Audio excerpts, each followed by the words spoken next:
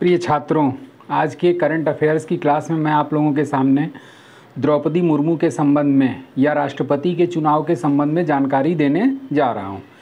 अब ये द्रौपदी मुर्मू का एक तरीके से आप लोग सिर्फ इतना याद कर लेंगे कि द्रौपदी मुर्मू भारतीय गणतंत्र भारत की 15वीं राष्ट्रपति के रूप में चुनी गई, लेकिन थोड़ा सा इनके बारे में जनरल नॉलेज जानना भी आप लोगों को ज़रूरी है कि इनका पॉलिटिकल कैरियर कैसा रहा, फिर उसके बाद से कैसे कैसे इन्होंने शिक्षा दीक्षा ग्रहण किया।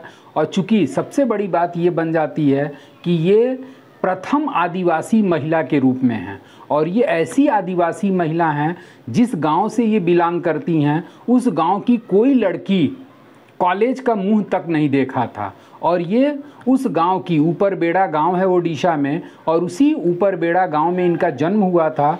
और ये ऊपर बेड़ा गांव की ये प्रथम लड़की हैं, पहली लड़की हैं जिन्होंने कॉलेज का मुंह देखा या कॉलेज में दाखिला लिया या कॉलेज में एडमिशन लिया।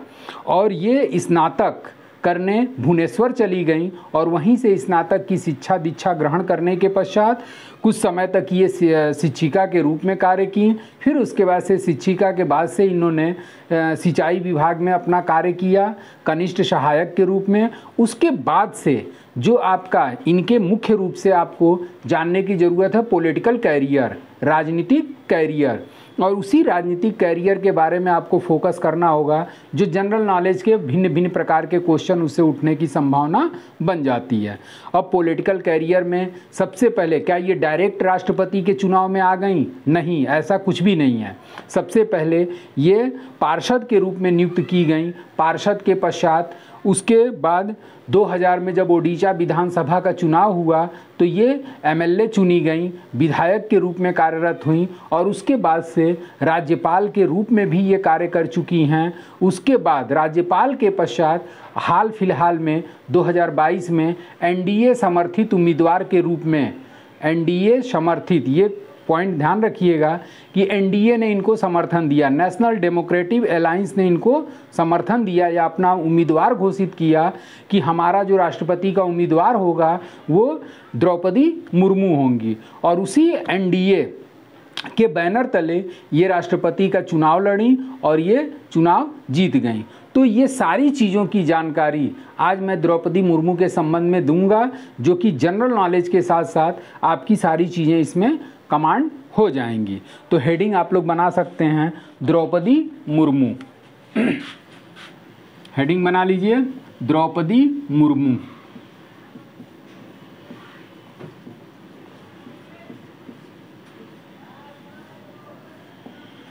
अब द्रौपदी मुर्मू का जीवन परिचय जान लीजिए। तो इनका जन्म, सबसे पहले इनके जन्म के बारे में जान लीजिए। तो जन्म के बारे में आपका इनका जन्म, द्रौपदी मुर्मू का जो जन्म हुआ था ये 20 जून 1958 को हुआ था। 20 जून 1958। और किस राज्य में हुआ था? ओडिशा। ओडिशा का जिला कौन सा था? तो इनका जिला था मयूरभंज। मयूरभंज। और इसी ओडिशा के मयूरभंज जिला के किस गांव में हुआ था? तो गांव था इनका ऊपर बेड़ा। ऊपर बेड़ा गांव। तो इस तरीके से द्रौपदी मुर्मू का जन्म 20 जून 1958 को ओडिशा राज्य के मयूरभंज जिले के ऊपर बेड़ा गांव में इनका जन्म हुआ था। अब इनके शिक्षा के संबंध में लिया जाए तो इनका एजुकेशन, शिक्षा, और इन्होंने स्नातक की शिक्षा कहाँ से ग्रहण किया? तो ये स्नातक की शिक्षा इन्होंने रामा देवी वुमेन कॉलेज, रामा देवी वुमेन कॉलेज,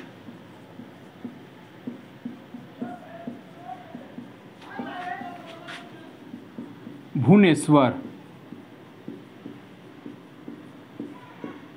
रामा देवी वुमेन कॉलेज भुवनेश्वर से इन्होंने स्नातक की शिक्षा ग्रहण किया। अभी शुरुआत में ही हमने बताया कि ये द्रौपदी मुर्मू अपने गांव की पहली लड़की हैं जिन्होंने कॉलेज में दाखिला लिया था। इसके पहले ऊपर बेड़ा गांव की कोई भी लड़की स्नातक की शिक्षा हासिल नहीं की थी। तो इस तरीके से जब इन्होंने स्नातक कर लिया तो स्नातक करने के पश्चात इन्होंने क्या किया, नौकरी ज्वाइन कर लिया, नौकरी ज्वाइन। और नौकरी ज्वाइन में इन्होंने कहाँ पे सबसे पहले नौकरी ज्वाइन किया, तो ये शिक्षिका के पद पर नौकरी में इन्होंने सबसे पहले क्या ग्रहण किया, शिक्षिका। और ये किस कॉलेज की शिक्षक बनी थी, तो ये रायरंगपुर एक जगह है, ओडिशा में ही एक जगह है रायरंगपुर, मयूरभंज जिले के रायरंगपुर में श्री अरविंदो कॉलेज का क्या नाम है, श्री अरविंदो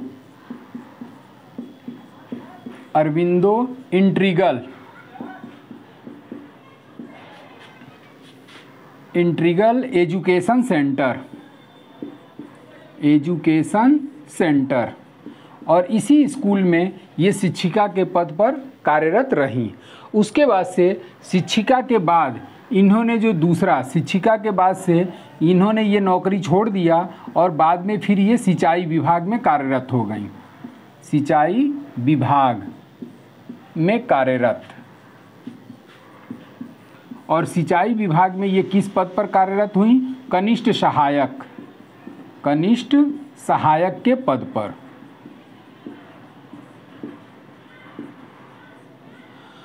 तो इस तरीके से द्रौपदी मुर्मू सबसे पहले स्नातक करने के पश्चात Shri Aurobindo integral education centre में शिक्षिका के पद पर कार्यरत रहीं और कुछ समय के पश्चात ये इस स्कूल से इस्तीफा दे दिया और सिंचाई विभाग में ये कनिष्ठ सहायक के पद पर कार्य करने लगी।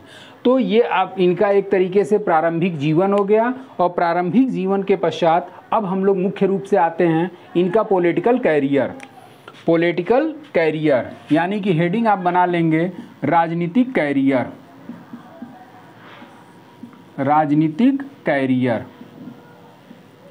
और इस राजनीतिक कैरियर में सबसे पहले इन्होंने 1997 में इन्होंने क्या ज्वाइन किया, बीजेपी पार्टी को ज्वाइन कर लिया, बीजेपी ज्वाइन। और जब 1997 में इन्होंने बीजेपी ज्वाइन किया तब जाकर के 1997 में ही रायरंगपुर,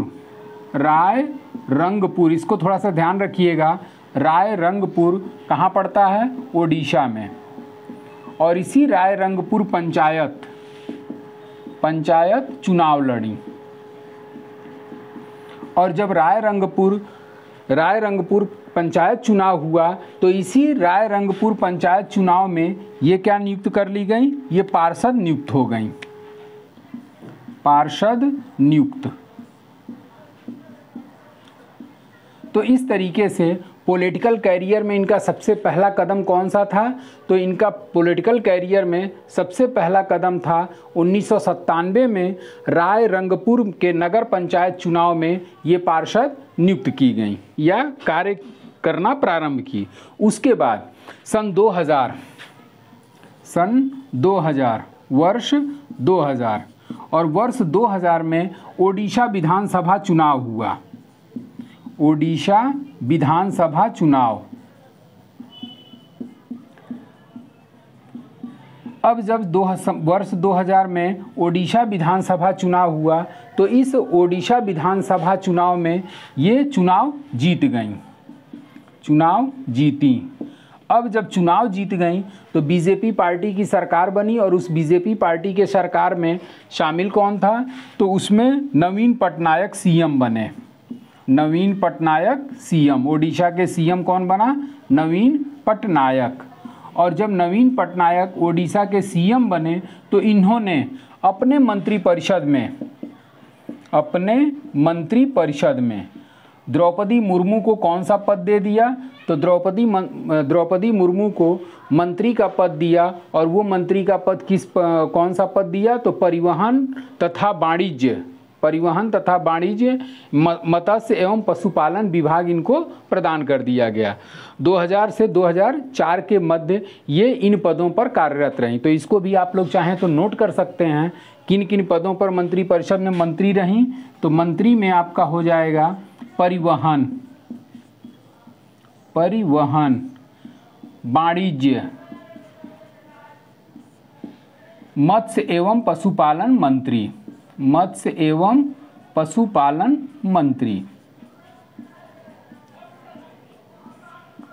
मंत्री, तो 2000 से लेकर के सन 2004 ईस्वी तक ये भिन्न भिन्न पदों पर मंत्री पद के रूप में कार्य कर चुकी हैं।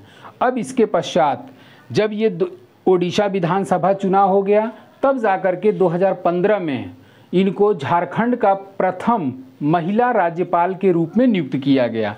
तो 2000 से ये 2004 तक का ये आपका पॉलिटिकल कैरियर हो गया। उसके बाद से 2015 में इनका अगला कदम कौन सा उठा? तो इनका अगला कदम के रूप में ये झारखंड की पहली महिला राज्यपाल बनी, झारखंड की पहली महिला राज्यपाल।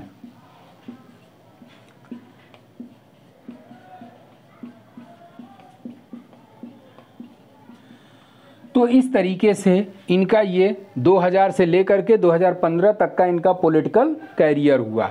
उसके पश्चात अभी हाल फिलहाल में आपका 15वें राष्ट्रपति का चुनाव हुआ और उस 15वें राष्ट्रपति के चुनाव में एनडीए समर्थित उम्मीदवार के रूप में द्रौपदी मुर्मू को शामिल किया गया।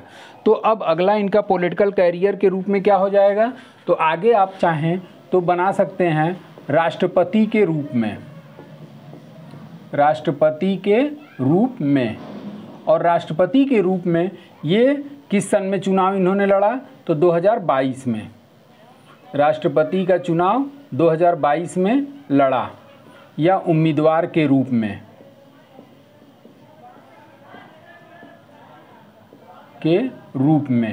अब जब ये 2022 के राष्ट्रपति के उम्मीदवार के रूप में आई तो ये किसका इनको समर्थन प्राप्त हुआ?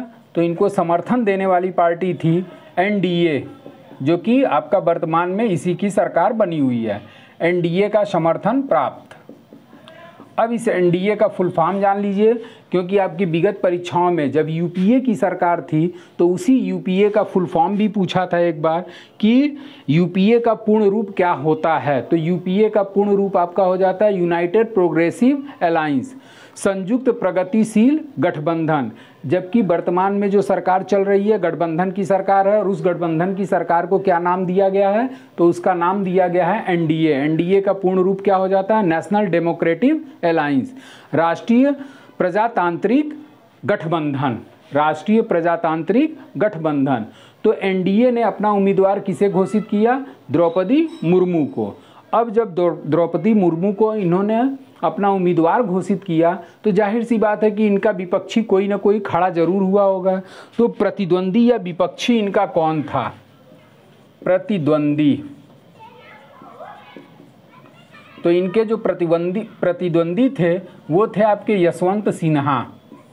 यशवंत सिन्हा। और दोनों के मध्य राष्ट्रपति का उम्मीदवार या दोनों के मध्य चुनाव लड़ा गया, जिसमें यशवंत सिन्हा को कुल कितना मत प्राप्त हुआ? तो यशवंत सिन्हा को 34% वोट प्राप्त, और मुर्मू को कितना वोट प्राप्त हुआ? तो मुर्मू को नियर अबाउट आपका 64% वोट प्राप्त हुआ था। तो इस तरीके से जब 64% वोट प्राप्त हुआ तो चूंकि बहुमत इनको द्रौपदी मुर्मू को प्राप्त हुआ, या सर्वाधिक वोट द्रौपदी मुर्मू को प्राप्त हुआ, जिसके परिणाम स्वरूप रिटर्निंग ऑफिसर, इस चुनाव के रिटर्निंग ऑफिसर थे पीसी मोदी। और उसी पीसी मोदी के द्वारा क्या किया गया? ये घोषणा की गई कि भारत के 15वें राष्ट्रपति के रूप में द्रौपदी मुर्मू विजयी घोषित किया जाता है। तो यहाँ पर थोड़ा सा आप इसको भी ध्यान दीजिएगा कि रिटर्निंग ऑफिसर कौन था? तो इस चुनाव में रिटर्निंग ऑफिसर जो थे वो थे पीसी मोदी।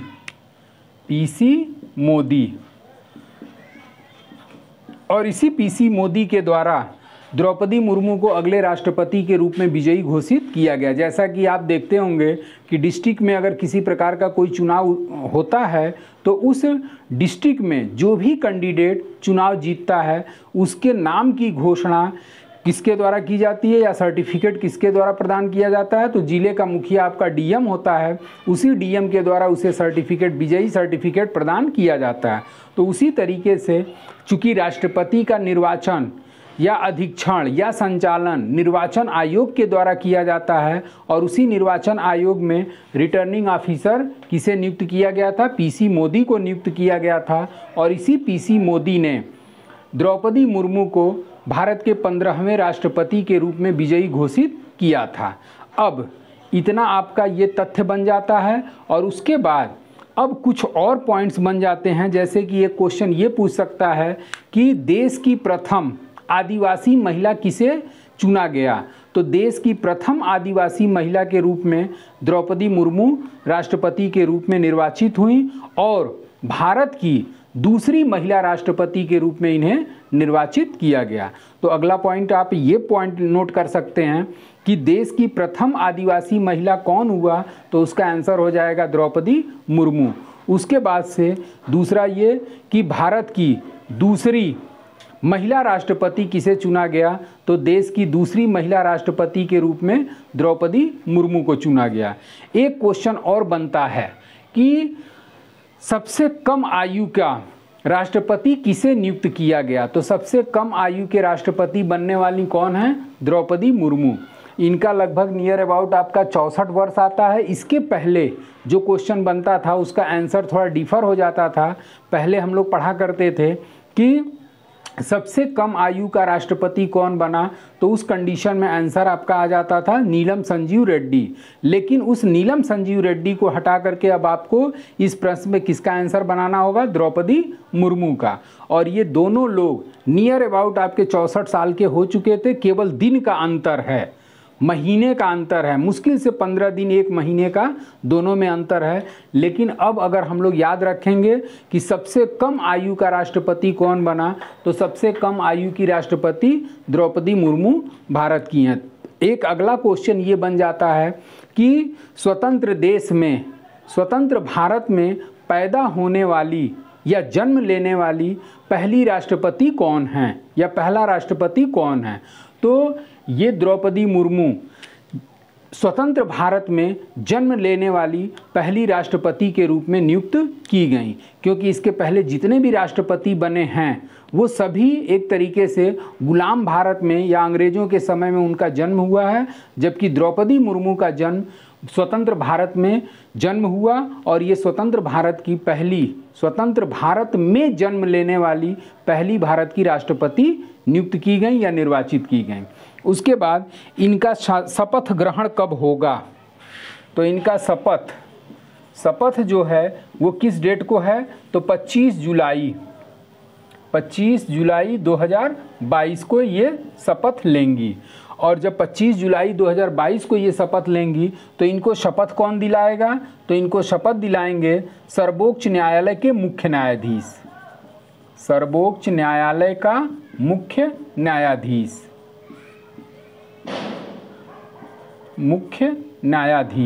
क्योंकि आपका ये संविधान में सीधे सीधे लिखा हुआ है कि राष्ट्रपति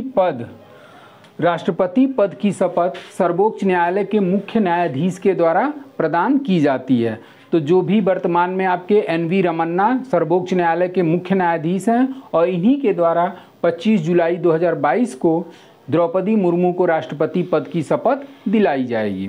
और ये राष्ट्रपति का निर्वाचन वगैरह अगर आपको देखना होगा तो जो राष्ट्रपति का निर्वाचन होता है उस निर्वाचन में कौन कौन भाग लेता है, इस निर्वाचन के संबंध में टोटल जानकारी हमने राष्ट्रपति वाले वीडियो में रखा हुआ है या डाला हुआ है कि राष्ट्रपति का निर्वाचन आर्टिकल 54 के अंतर्गत किया जाता है, जिसके अंतर्गत एक निर्वाचक मंडल होता है और उस निर्वाचक मंडल में कौन कौन शामिल होता है इसको आप राष्ट्रपति वाले वीडियो में डिटेल देख सकते हैं। उसके साथ साथ जो राष्ट्रपति की निर्वाचन प्रक्रिया होती है वो निर्वाचन प्रक्रिया संविधान के आर्टिकल 55 में दिया गया है और उस आर्टिकल 55 में राष्ट्रपति का निर्वाचन किस तरीके से होता है, ये सारी चीज़ें अगर आपको देखना होगा तो हमारे राष्ट्रपति वाले चैप्टर में आपको ये पूरा डिटेल मिल जाएगा। और आज के लिए बस इतना ही।